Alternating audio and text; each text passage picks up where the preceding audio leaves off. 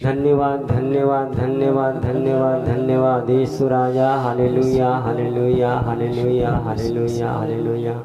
पवित्र पवित्र पवित्र सेनाओं की हवा है, सारी सृष्टि के मालिक है, सारे जीवों के दाता है, सारे सांसों का करता है, सनातन काल की हवा हे सर्वशक्तिमान परम पिता परमेश्वर पवित्र आत्मा प्रभु यीशु मसीह एक बार फिर आपके चरणों के पास आते हूँ, आपसे विनती प्रार्थना धन्यवाद पिता आपके समाना हर एक ठोकरे मुसीबत से बचाया प्रभु यीशु। आपको धन्यवाद है आपके भारी पिता परमेश्वर। आज के दिन को हम आपके हाथों में सौंप रहे हैं प्रभु, आपने एक हफ्ते तक संभाल कर लाया प्रभु, हर एक ठोकरे मुसीबत से बचाया है पिता। अगर यदि कोई जाने जाने में गलतियों से क्षमा करे पिता परमेश्वर, अपने योग बनाकर अपनी महिमा लीजिए पिता। प्रार्थना करते हैं प्रभु पूरी कलीसिया को आप वहाँ के हाथों में सपना पूरी कलीसिया का आशीर्वाद दे। आज के चिन्ह चमत्कार आज के वचनों के लिए पिता धन्यवाद हैं। आपके हाथ में सपना है पिता, तुमने कहा कि मैं बोल रहा हूँ उसी पिता समय आ गया कि आप बताएं महिमा पिता करे आप लोग पिता परमेश्वर। प्रार्थना तेरी बड़ाई हो तेरी जीवी सामर्थ्य पिता, हम आप प्रार्थना करते हैं आप अनुग्रह प्रदान। अगला समय आपका यीशु आमीन आमीन। लोग बढ़ जाएंगे। और अगर देखा जाए तो समर्पण क्या है, इसमें क्वेश्चन हो आ जाता है कि कई हफ्तों से समर्पण समर्पण चल रहा है। समर्पण क्या है? शायद अगर आदम हुआ का समर्पण होता तो नरक में नहीं आ जाता, अंधन की बाटका से नहीं निकाला जाता। ये हम नहीं कह सकते हैं कि लोग नरक में गए, लेकिन जो आज्ञा तोड़ता है तो उसके लिए नरक में स्थान बना है।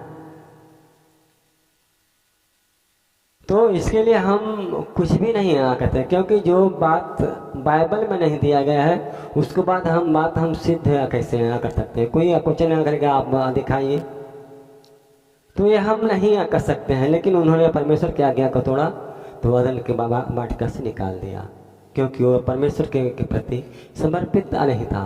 उन्होंने अन्य लोगों के बातों पर विश्वास किया, उनको परमेश्वर के बातों पर विश्वास नहीं था। जैसे आज हम लोगों के कलीसिया में या अन्य कलीसियाओं में चलता है, कोई किसी का सुनकर बहक जाता है, कोई किसी का सुनकर लड़ा लेता है, कोई किसी का सुनकर कुछ भी कर आ देता है, तो लोगों के अंदर एक डाह भरता है। और आज अगर हम सही हैं, परमेश्वर सही है, उसके बाद हमारा समर्पण सही है। हमें पता है कि मैं अपने जीवन को प्रभु को दे चुका हूं, फिर किसका अधिकार है? प्रभु का अधिकार है। मेरे जीवन पर केवल प्रभु का अधिकार, मुझे कोई नहीं रोक सकता है। इसको समर्पण कहते हैं। जैसे मरियम किसी से सलाह नहीं लिया, क्योंकि वो परमेश्वर के प्रति समर्पण थी। सदरक मेशक अबेदनगो किसी से सलाह नहीं लिया, क्योंकि वह परमेश्वर के प्रति समर्पण थे, वो जानते थे समर्पण क्या है। दानियल को लोगों ने कितना डरवाया धमकाया, शेरों के मांद में डाल लिया, लेकिन वो नहीं डरी, क्योंकि वो समर्पण थे।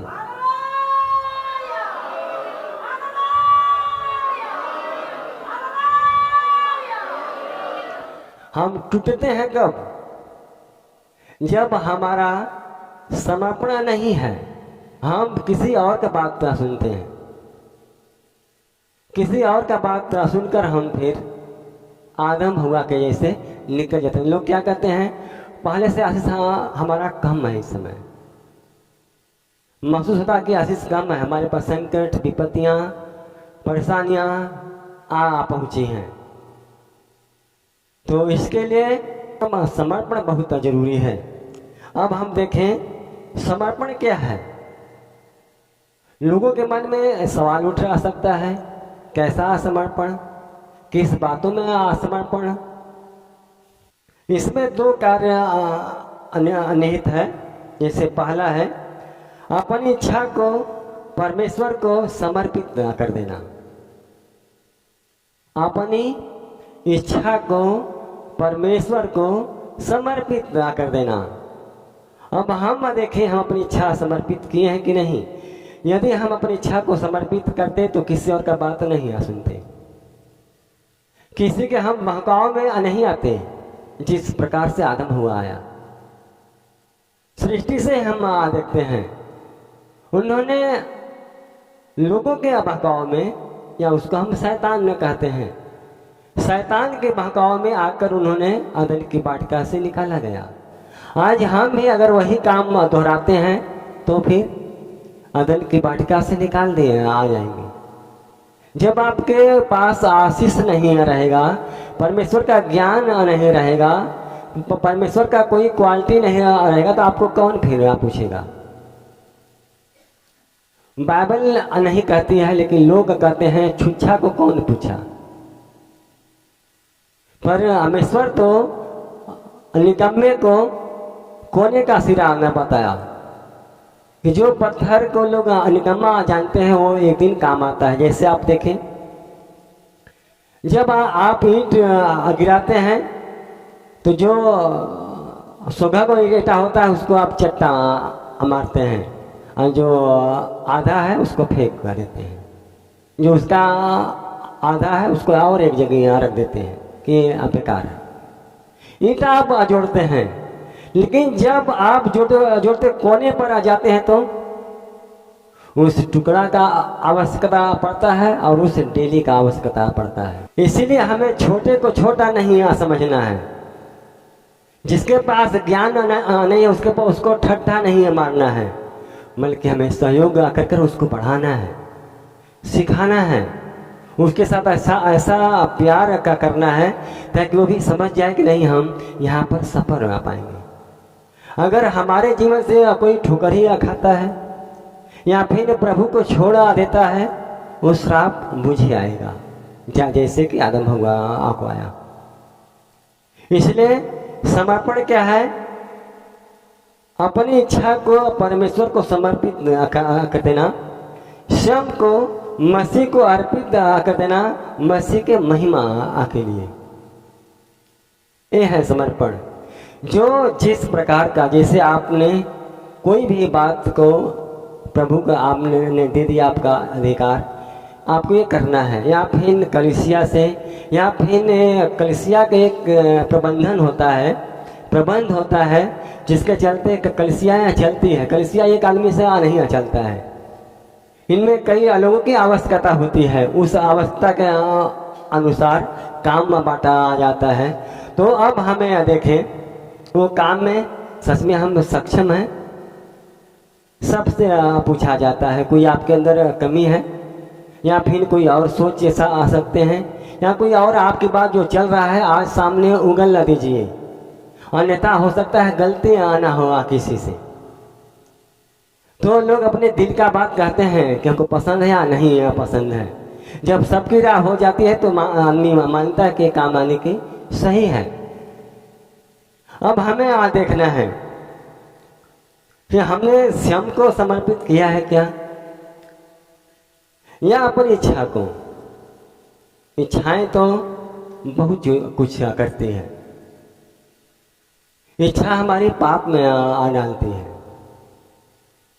इच्छा हमारी लालसा करती है, हमारी इच्छाओं से बुरी बुरी बातें निकलते हैं, बुरे बुरे सोच निकलते हैं। कब होता है? जब तक अपनी इच्छा को हम समर्पित नहीं करते हैं। अगर हमने ऐसा अपनी इच्छा को समर्पित कर दिया है, एक बार बोलने में हमको सोचना पड़ेगा कि हम बोलें या ना बोलें। तो हमें देखना है हमारी इच्छा समर्पित है क्या। जब आपको पता है कि सब काम प्रभु करेगा, तब आप डंगमग क्यों होते हैं? मुझे नहीं करना है, मैं मनुष्य जैसे आप वैसे मैं हूं, मेरे पास कोई बल नहीं है, ना कोई शक्ति है, ना कोई सामर्थ्य है। अगर ये जो भी होता है सब प्रभु करता है। इसके लिए हम प्रभु को समर्पित करें, और जो भी काम करना है, जो भी हम प्रभु को कहते हैं उसको अवश्य हम करें। हम अपने जीवन में कितने आज्ञा तोड़ते हैं। जो आप प्रभु को मन्नत माने उसको पूरा जरूर करें। बिना प्रभु के मन्नत के पूरा करने करने से हमको बहुत काफ़ी हानि होता है। हमने प्रभु को तो कह दिया कि प्रभु हम आपको ये करेंगे, आप नहीं करते हैं तो सोचिए आप समर्पित नहीं हैं, ये आपका पहचान है। अगर आप समर्पित होते, हमें नहीं कहते कि आप दीजिए।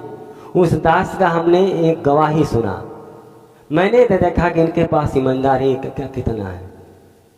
मैंने इनके ईमानदारी को देखा और ईमानदारी के अनुसार मैंने देखा कि प्रभु ने इनको आशीष से आ दिया है।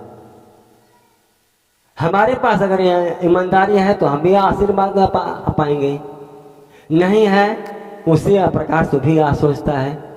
आपके पास एकदम नहीं है तो भी आपको देखता है, उसमें लज्जित होने की बात नहीं है। कलीसिया ठीक ठाक है, लेकिन जो आज्ञा दिया गया है आज्ञा के अनुसार हमको करना चाहिए। दूसरा, समर्पण परमेश्वर का कार्य है और ये समर्पण परमेश्वर का कार्य है, यानी कि वो अपनी इच्छा से। और देखिए, समर्पण परमेश्वर का कार्य है। जिस व्यक्ति को चाहता है उसी को समर्पण लेता है, सबका नहीं, सबका नहीं। सब तो चाहते होंगे, हो सकता है। ध्यान दीजिए, उन्होंने कहा है तुम झोली मत लेना, बटुआ मत लेना, कुर्ता मत लेना, लाठी लेना, जूता मत लेना, प्रभु सब उपाय करेगा। तो सच में जो भूल समय देता है उसका सब उपाय करेगा। भूल समय कौन देता है? जब परमेश्वर के प्रति जो समर्पण है, केवल परमेश्वर के कार्य के लिए अपने आप को अलग किया है, वो लोग भूल समय देते हैं। जो लोग अपना घर देखते हैं, अपना परिवार देखते हैं और केवल संडे को आते हैं चर्च में, वो समर्पण अधूरा भी है। संपूर्ण रीति से समर्पण प्रभु आका था, यीशु मसीह आका था, उसके जैसा हमारा समर्पण भी नहीं है। बाइबल क्या कहती है? जब वह उस बलिदान को स्वीकार करता है जो मैं उसे चढ़ाता हूँ, वो बलिदान, वो प्रार्थना, वो भेंट जो मैं चाहता हूँ, वो स्वीकार करता है। हमने प्रार्थना किया, स्वीकार किया। हमने भेंट चढ़ाया, स्वीकार किया। हमने आंसू बहाया, स्वीकार किया। सोचिए, वो स्वीकार करता है कि नहीं? यदि वो स्वीकार करता तो हमारा उत्तर हमको मिलता। नहीं करता है, नहीं मिलता है। नहीं करता है, नहीं मिलता है। जैसे आप देख लीजिए, लोग बाइबल में पढ़े हैं, एक दास था जो कि रो कर प्रार्थना कर रहा था। प्रभु ने कहा तेरे दान और तेरे आंसू देखे आ गए हैं। मालूम है, आपका दान, आपका आंसू वो देखता है, परमेश्वर हर जगह है।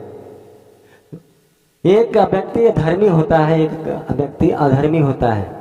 बाइबल के अनुसार धर्मी हाथ ऊपर उठाकर बहुत तेज में चिल्लाकर कहता है, हे प्रभु मैं धर्मी हूँ, मैं अन्यायी का जैसा नहीं हूँ, मैं इसके जैसा पापी नहीं हूँ, मैं हफ्ते में 2 दिन उपवास करता हूँ और अपने कमाई का सच सच दशमांश देता हूँ। और पापी,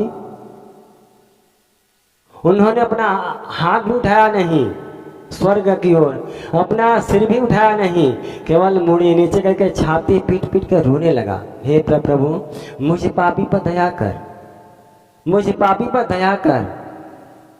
प्रभु कहता है कि उसकी प्रार्थना सुनी गई जो छाती पीट पीट कर रो आ रहा था। धर्मी की प्रार्थना सुनी नहीं गई। अब आपके पास आ गई बात घमंड की। आप दान देते हैं, दशवां देते हैं, फिर आप घमंड करते हैं, फिर आप पाप करते हैं। जब आपके अंदर यही है तो मत दीजिए, मत कहिए प्रभु को। अपने मन में बात रख कर मन में उसको खा जाइए, उसको पी आ जाइए। लेकिन अगर प्रभु के ऊपर कह दिया है तो उसको करके पूरा करें, ताकि आपका जो श्राप है वो टूट नहीं पाए, जो आपकी आशीषें हैं आपको मिलने पाए, आपके हर एक काम में रुकाहट रहना हो। रुकाहट इसी जगह होती है जहाँ हमें पता नहीं है कि हम समर्पण हैं कि नहीं है। और कहता है याजक स्वयं अपने आप को समर्पित नहीं करते थे पहले पुराने नियम में। हारून और हारून के पुत्र अपने को उसको सौंपते थे, क्योंकि उस समय में ध्यान दीजिएगा केवल हारून को सौंपा था याजक काम और उसके पुत्र को। केवल वही लोग जो भी वहां पर आता था, भेंट हो चाहे चढ़ावा हो, वही लोग चढ़ाते थे और आशीष मिलता था सबको, के सामने रहते थे। आज इस मसीह ने इतना याजक तैयार किया है, इतना किया है कि उसको हम गन नहीं सकते हैं। देखिए समर्पण में स्वयं अपने को अर्पित करना निहित है। समर्पण में हम स्वयं को अपने आप को अर्पित करना निश्चित है कि हम अर्पित हैं उसको, तब तो प्रभु हमारे गाड़ी को आगे भगाएगा। आइए हम देखें मीका 4:13। हे सियोन उठ और दावनी कर, मैं तेरे सींगों को लोहे के और तेरे खुरों को पीतल के बना दूंगा, और तू बहुत सी जातियों को चूर चूर करेगी, और उनकी कमाई यहोवा को और उनकी धन संपत्ति पृथ्वी के प्रभु के लिए अर्पण करेगी। हालेलुया। अब देखिए आप बाइबल के अनुसार वो क्या कहता है। हे सियोन उठ और दावनी कर। हम क्या करते हैं 8 बजे तक सोए रहते हैं। कितना हम दावनी करते हैं। दावनी करने का मतलब क्या होता है। दावनी का मतलब देखिए एक सिंपल बातें हैं। पहले हर एक गांव में जब गेहूं हो जाता था तो लोग क्या करते थे, दावनी करते थे। मतलब बैलों को बांध कर उस पर लगातार चलाते थे जब तक वो भूसा उनके खाने के योग्य नहीं बनता था। हम क्या करते हैं, दावनी हम करते हैं नहीं, हम ना करते हैं। 8 बजे तक सोते हैं। कौन आ जागता है 4 बजे, 4 से 5 या 6 प्रार्थना करते, बहुत कम लोग करते होंगे, कम लोग। 12 से कौन करता है दोपहर में, नहीं लोग करते हैं। शाम को कौन करता है, बहुत कम लोग करते हैं, क्योंकि हम दावनी नहीं करते हैं। यानी हम प्रार्थना नहीं करते हैं, चलते नहीं उनके साथ में। दावनी करने में एक मजदूर दिन भर बैलों को हाँकता है, और भी कई दिन जब दावता है तो जाकर वो भूसा बनता, गेहूं अलग होता है। हम तो एक भी दिन नहीं कर पाए हैं। दावनी करिए। बाइबल कहती है हमें, हे सियोन उठ और दावनी कर, मैं तेरे सींगों को लोहे के और तेरे खुरों को पीतल के बना दूंगा। यानी कि तुम्हारा खुर नहीं कटेगा, तुम्हारे सींग पर कोई आँच नहीं आएगा। तू चलता जा, चलता जा। लोग गीत गाते ना, राही चलता जा। कब तक चलता जा, जब तक मंजिल ना मिले। जब तक मंजिल ना मिले तब तक हमें चलना है। मंजिल मिल जाए तो भी चलना है, तब हमारा समर्पण सही कहलाएगा।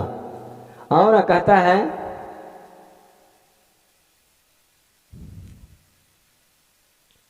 और तू बहुत सी जातियों को चूर चूर करेगी, और उनकी कमाई यहोवा की ओर से धन संपत्ति के प्रभु के लिए अर्पण करेगी।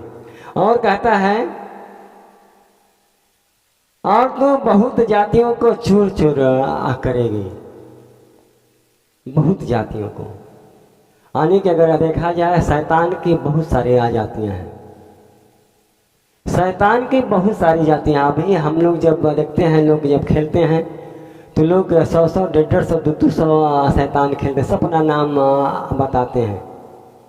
वो सब शैतान में जितनी जातियाँ हैं सबको चूर चूरा करेगा वो, यदि हमारा समर्पण है सही तो। और वो हमें एक आज्ञा और देता है, और उनकी जो कमाई है यहोवा को उनका धन संपत्ति अर्पित करा देना। तो हमें उसके लिए ये तो काम करना ही पड़ेगा। अगर जो उसकी कमाई है हमें अर्पण करना चाहिए। गिनती 6:12।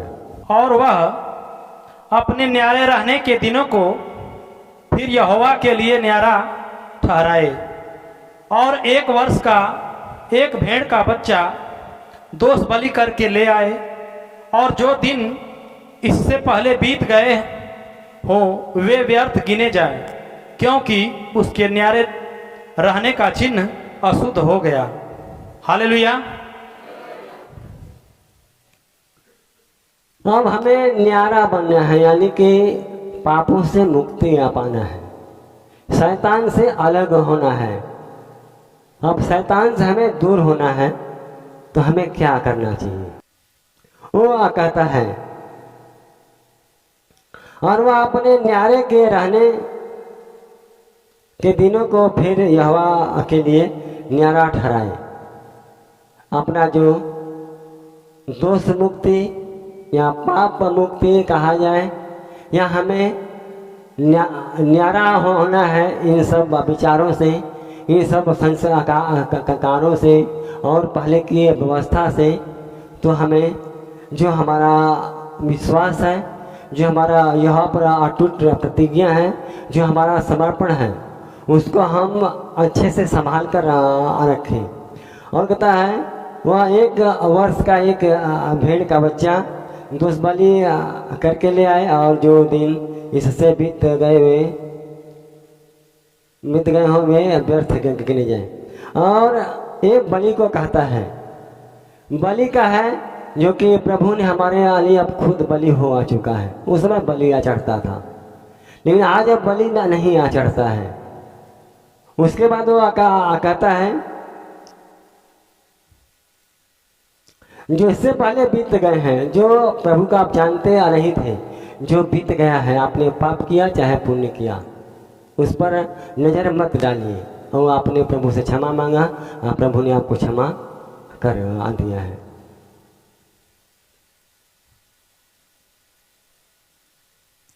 क्योंकि उसके न्यारे रहने का चिन्ह अशुद्ध हो गया है। अगर हम उसी पर बार बार सोचते हैं तो हम भी अशुद्ध हो आ सकते हैं। वचन में त्रुटि आएगा, और वचन हम सही तरीके से समझ ही नहीं पाएंगे। फिर पहले का आपका जीवन कैसा था, क्या करना था, क्या नहीं करना था, आपने क्या किए हैं, क्या नहीं किए हैं, इसको अब हटा दीजिए अपने जीवन से। अब हमें न्याय पाना है, हमें मुक्ति पाना है, हमें चंगाई पाना है। हम अपने आप को परमेश्वर के लिए अर्पित कर दें, समर्पित कर दें। उसके बाद देखें कि प्रभु क्या चाहता है। निर्गमन 29:33। जिन पदार्थों से उनका संस्कार और उन्हें पवित्र करने के लिए प्रायश्चित किया जाएगा, उनको तो वे खाएं, परंतु पराये कुल का कोई उन्हें न खाने पाए, क्योंकि वे पवित्र होंगे। हालेलुया। ये सब नियम पहले आका था, पुराना नियम। पुराने नियम में भी देखा जाए तो जो याजक को दिया जाता था निकाल, उसमें से केवल याजक का खाते से उसका परिवार खाता था, बाकी लोग नहीं खाते थे। लेकिन आज जब प्रभु यीशु मसीह आया, उन्होंने इस व्यवस्था को खुल्लम खुल्ला कर दिया कि सब लोग खा सकते हैं। जो रोगी हैं, पीड़ित हैं, जो परेशान हैं, लाचार हैं, प्रभु के भवन में आ सकते हैं, खा सकते हैं, रह सकते हैं। क्योंकि इसीलिए ये मंदिर होता है, ये भवन होता है, ये कलिसियाँ होती है, ये अगुए होते हैं और सेवक होते हैं, लीडर होते हैं, इसी लिए होते हैं। तो हमें ये काम करना चाहिए ताकि हम लोग के जीवन से परमेश्वर की महिमा हो।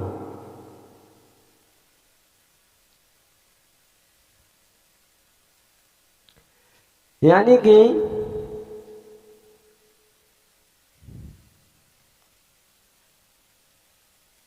भरा जाना, आत्मा से भरा जाना, इसमें परमेश्वर की सेवा के लिए अलग किया जाना निश्चित है।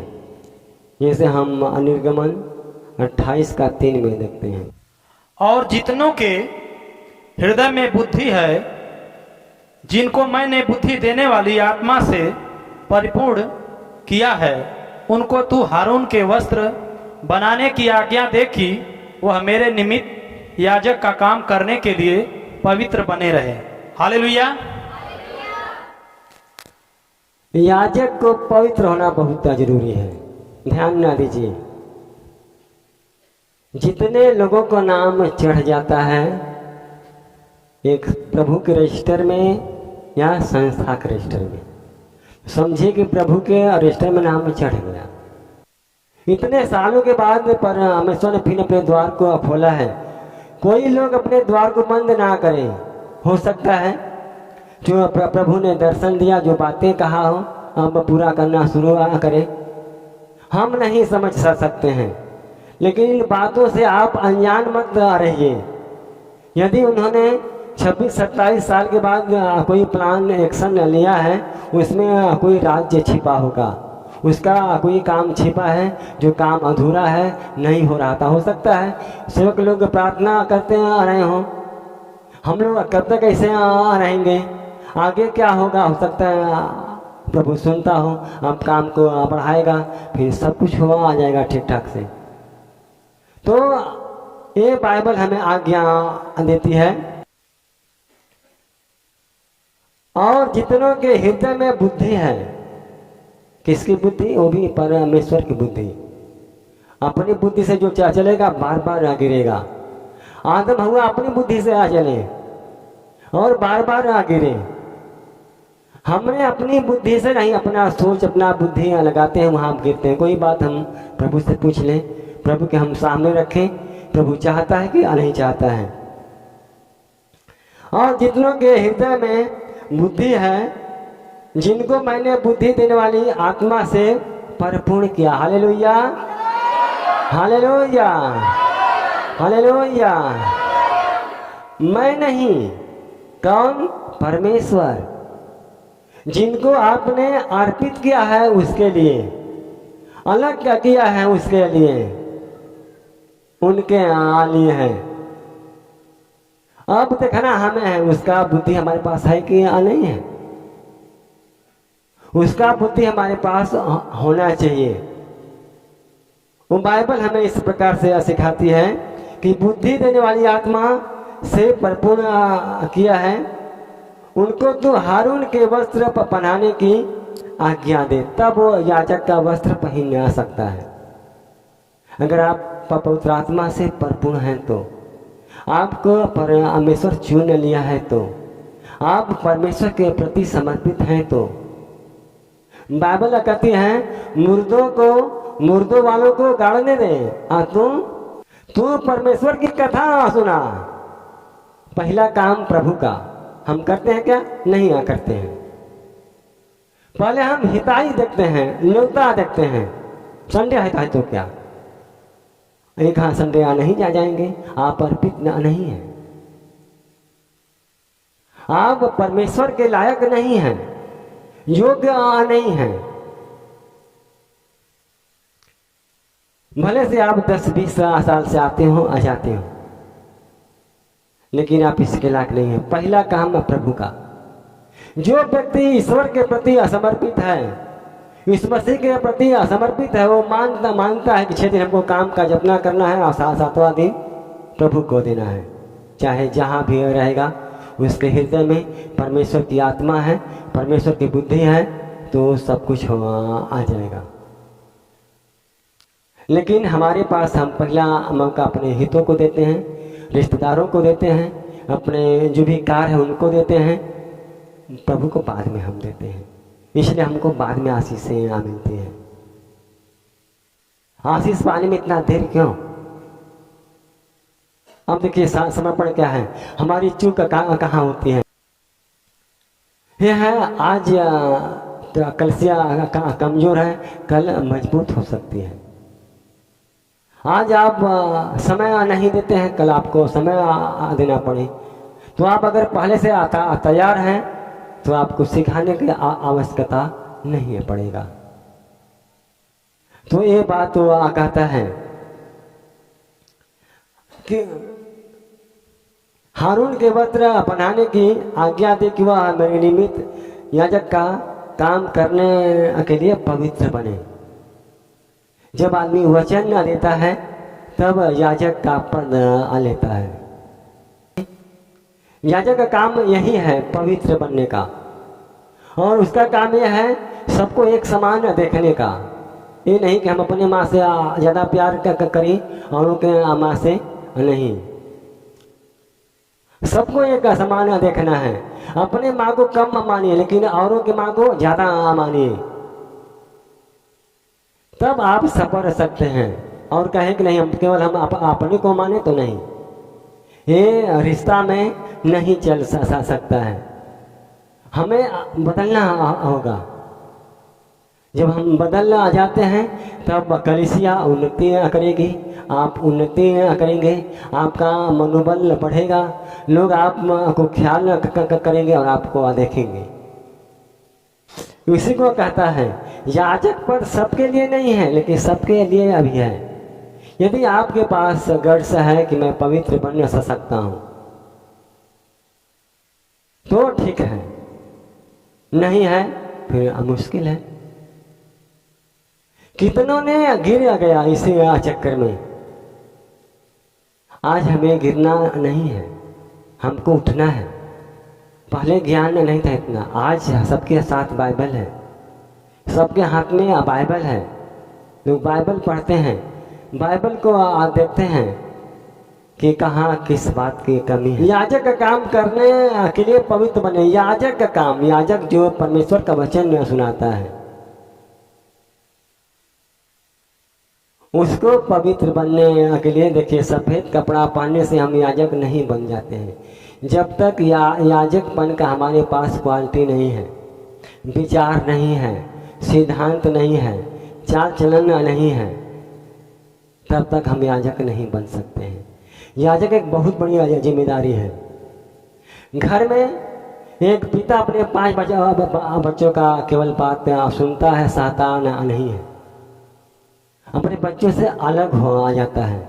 और यहाँ आपके पास लाखों करोड़ों बच्चे होंगे, आपको सबका बात सुनना होगा। आप भाग कर आ जाएंगे, फिर कहाँ? जो याजक होता है कहाँ आ जाएगा भागकर? अपने पास सहनशीलता लाइए, सहने की क्षमता लाइए, ताकि मैं अपने बच्चों का सह सकूं। ऐसा ना हो कि हमसे सहा न तो कोई आत्महत्या कर ले, कोई और कोई ऐसा काम कर ले जिससे कि परमेश्वर को दुख हो। तो ऐसा हमको नहीं करना चाहिए। और देखिए,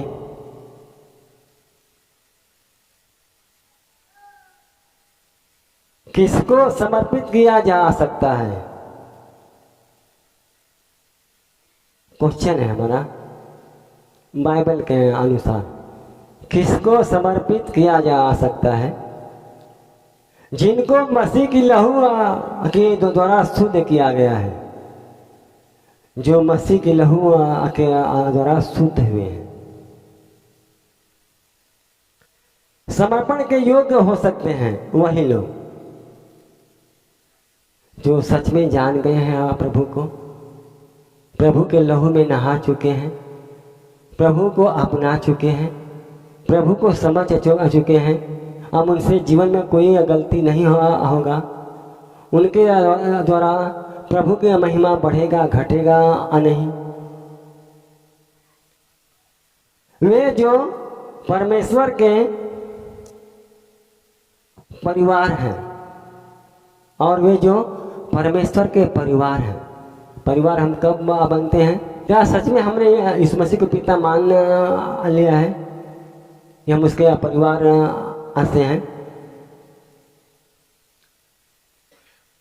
अगर हमने अपना पिता मान लिया है तो बपतिस्मा अवश्य ले लेंगे। और यही एक चिन्ह है कि हम मसीही परिवार हैं। और परिवार का जब पिता हमारा बन जाता है यीशु मसीह, तो हमारा कर्तव्य बनता है उनके हर एक आज्ञा को माने। बाइबल कहती है यीशु ने उनके पास आकर कहा, किसके पास? जो उनका परिवार था। यीशु ने उनके पास आकर कहा, स्वर्ग और पृथ्वी का सारा अधिकार मुझे दिया गया है, इसलिए तुम जाओ और सब जातियों के लोगों को चेला बनाओ, यानी कि मेरा बेटा बनाओ, मैं उनका पिता बन जाऊं। ये हमें अधिकार दिया है कि हम जाकर सबको यीशु मसीह का बेटा बनाए और उन्हें पिता पुत्र और पवित्र आत्मा के नाम से बपतिस्मा दो। और अगर हमने विश्वास कर लिया है यीशु ही हमारा पिता है, हमें बपतिस्मा जरूरी है। और लिखा है जो आज्ञा जो उन्हें सब बातें जो मैंने तुम्हें आज्ञा दी है मना सिखाओ, और देखो जगत के अंत तक सदा तुम्हारे संग हूँ। जो आज्ञा हमें दिया गया है वो आज्ञा आपको भी है। सब हम देखिए इस लायक बन आ सकते हैं। यह है परमेश्वर की कृपा है और दया है। समर्पित करने के लिए आमंत्रित किया गया है, उनके परिवार हो चुके हैं। आज हमारा परिवार यीशु मसीह, हम उसके अपना परिवार हैं। बाइबल भी कहती हो हम सबका दुल्हा है और हम लोग क्या हैं? दुल्हन हैं। आत्मिक दुल्हन हम लोग हैं उनके अधिकार में रहने के लिए, कि उनके अधिकार में हम आ रहे हैं। यदि हम उनके अधिकार में नहीं हैं तो हम उनके कुछ भी नहीं हैं। हम चर्च में आते रहे आ जाते हैं आ रहे हैं, इससे कोई भी फर्क उनको नहीं पड़ता है। इसलिए हमको समर्पण इस प्रकार से करना है। समर्पण मात्र महान शक्तिशाली या प्रतिभाशाली के लिए ही नहीं है।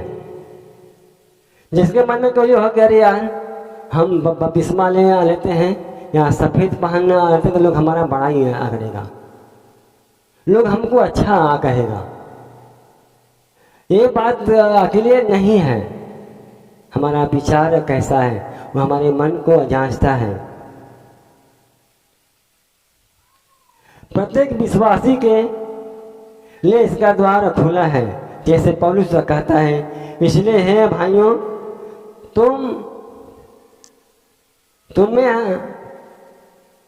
तुमसे परमेश्वर की दया स्मरण दिलाकर विनती करता हूँ कि अपने शरीर को रोमियो 12:1 लिखिए। इसलिए हे भाइयों मैं तुमसे परमेश्वर की दया स्मरण दिलाकर विनती करता हूँ कि अपने शरीरों को जीवित और पवित्र और परमेश्वर को भावता हुआ बलिदान करके चढ़ाओ, यही तुम्हारी आत्मिक सेवा है। हालेलुया। हमारी आत्मिक का सेवा है, हमारी सेवा यही है। वो कहता है इसलिए भाइयों बोलने मत, मैं तुम्हें परमेश्वर की इसलिए हे भाइयों मैं तुमसे परमेश्वर की दया स्मरण दिलाकर विनती करता हूँ कि अपने शरीर को जीवित और पवित्र और परमेश्वर को भावता हुआ बलिदान करके चढ़ाओ। हम अपने जीवन को, अपने शरीर को और अपने सब कुछ को, हमें सब कुछ करके चढ़ाना है ताकि हम लोग परमेश्वर की महिमा करें। हम अपने शरीर को, शरीर में क्या है, पूरी बॉडी आ जाती है। हम अपने बॉडी पर ध्यान देते हैं। हमारे बॉडी में 2 हाथ हैं, 2 पैर हैं, 2 कान हैं, 2 आँख हैं, नाक है। सबका काम अलग अलग है। हमारे हाथ से भी गलतियाँ ना हो, पैर से भी ना हो, आँख से भी ना हो, हाथ से भी ना हो, जितने भी अंग हैं यानी कि सब ये शरीर से जुड़े हैं, ये बॉडी से सब जुड़े हैं। उसी को कहता है कि अपने शरीरों को जीवित और पवित्र और परमेश्वर को भावता हुआ बलिदान करके चढ़ाओ, अपने पूरे शरीरों को। हमारे अंग के किसी भी अंग से बुरा काम ना हो। और हमें जानना चाहिए कि हमारा सब अंग प्रभु ने बनाया है और वो जानता है कौन कितना अच्छा है, कौन कितना बुरा है। हमें ध्यान देने की आवश्यकता है। अगर हम ध्यान नहीं देते हैं तो फिर मुश्किल की घड़ी आ जाती है। इसलिए हमें समर्पण करना है अपने पूरे बॉडी को, वो भी जीवित और पवित्र और परमेश्वर को भावता हुआ। बलिदान आप देखें कि हमारा जीवन परमेश्वर को भावता है क्या? हमारा जीवन परमेश्वर को भावता है क्या? हमें जांचना है, हमें परखना है और देखना है।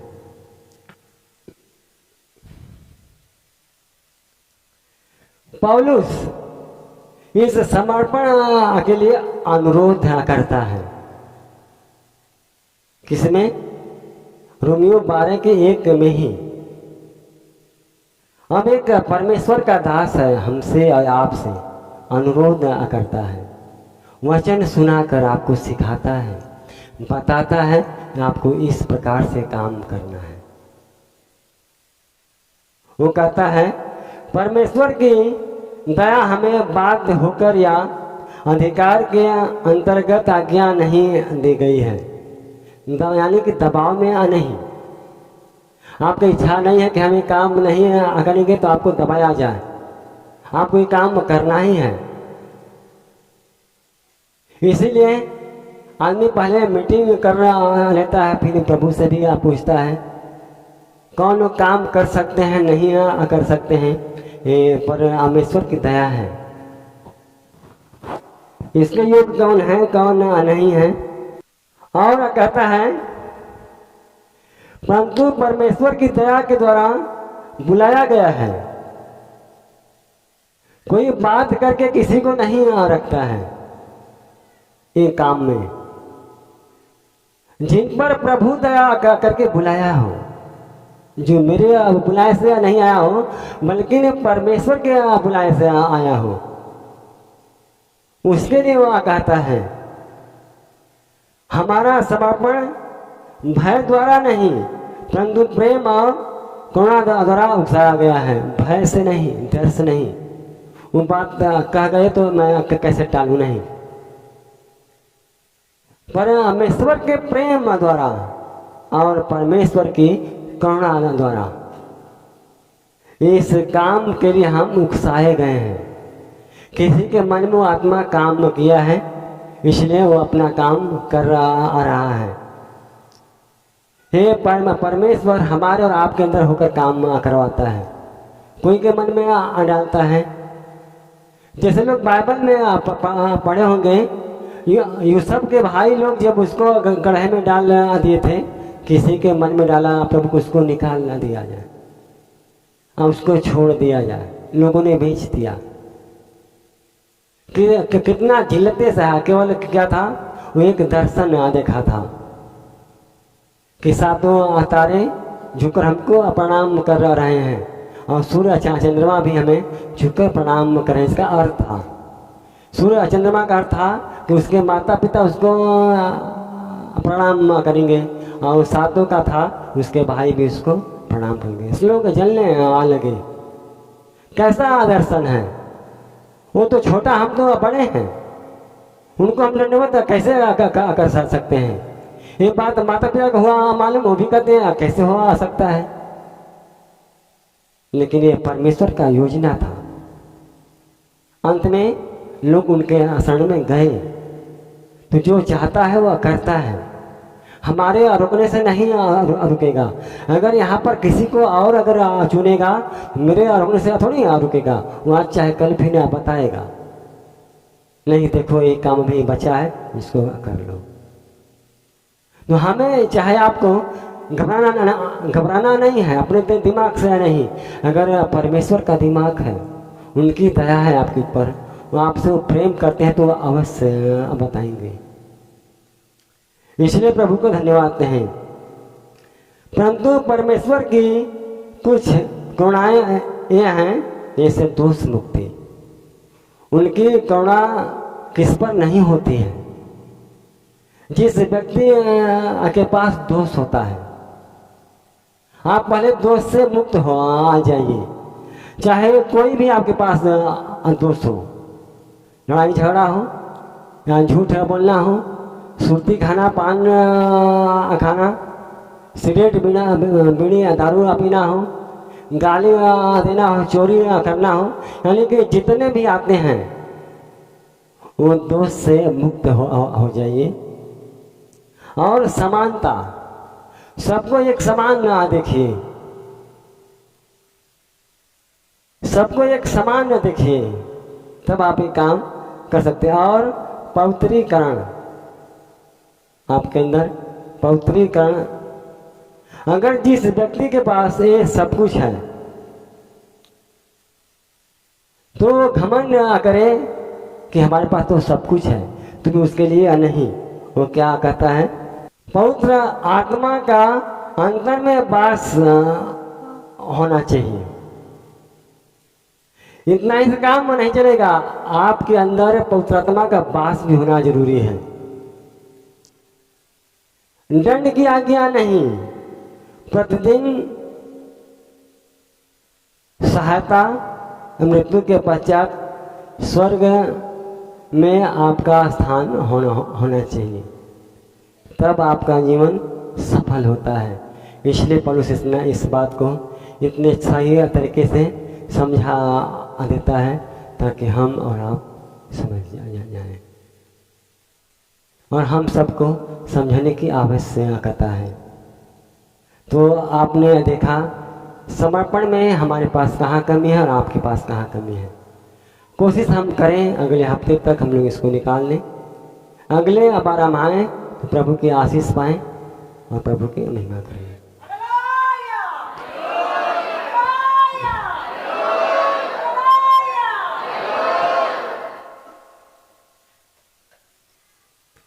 अगला वचन अगले इतवार को